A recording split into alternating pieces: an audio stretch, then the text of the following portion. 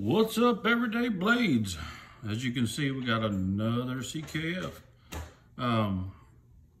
Today it's the Capitalist. I just got this one in about a week ago. This is the biggest knife I've seen of CKF. It's huge. Total length is Total length is 8.43 inches, right at 8.5 inches. Weight is 7.27 ounces.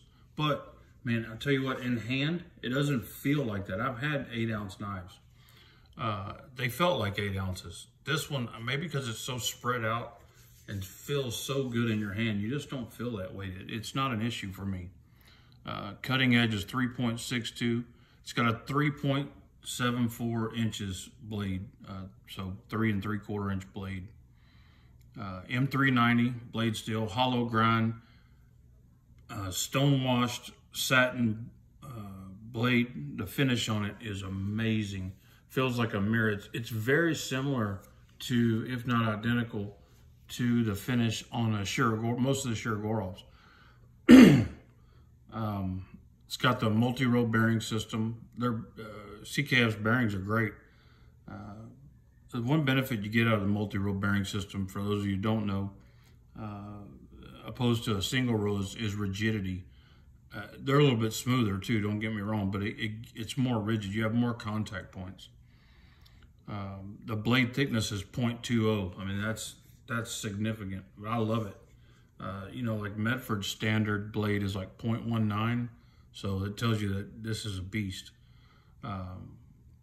It's a dedicated flipper, which is okay. I'm accepting flippers. I just, kind of flippered out.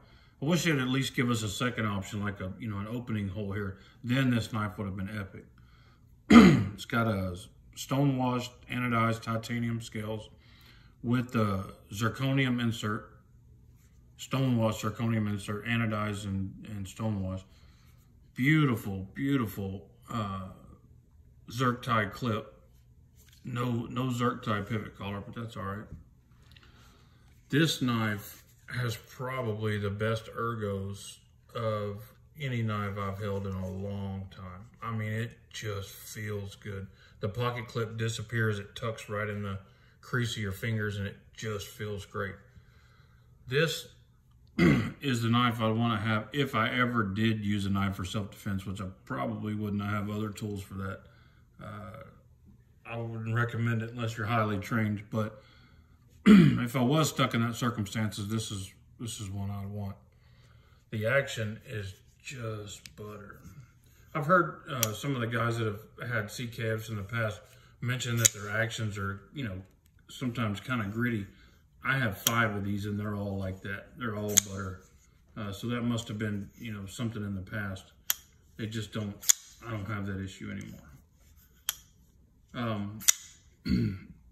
One thing that I would change if I, other than adding the opening hole, is that sharpening choil. That's just a tough deal right there. Stuff is going to get hung up and caught in there, and that's not a great design as far as that goes.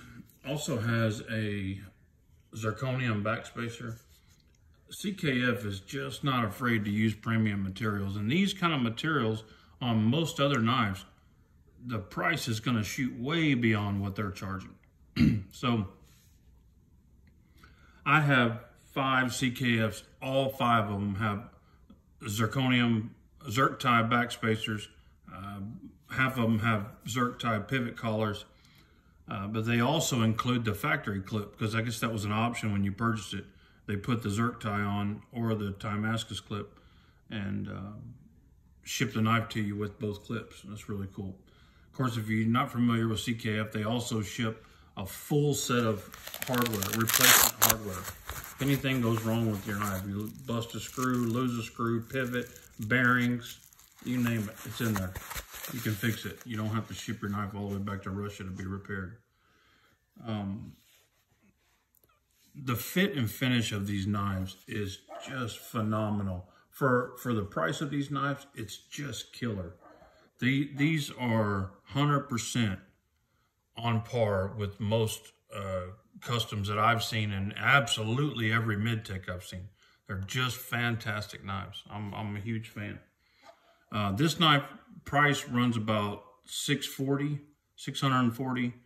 Picked up mine at NC Blade. This one's actually for sale. Unfortunately, I can't keep every knife I like. Being a knife reviewer, I have to constantly get new knives in, and I have to sell some of the older ones to be able to afford that. Otherwise, I would have a mountain of knives in here, and you know, financially, I don't know most people that can afford that.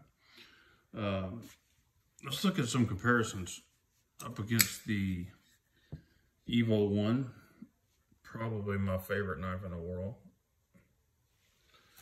And the one more people are more familiar with, the Evo 2.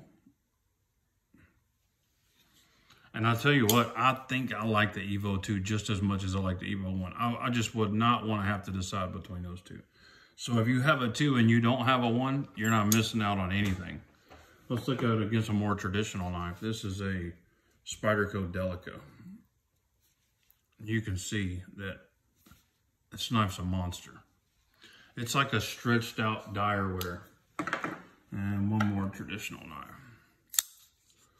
To bug them out. So, sorry about that.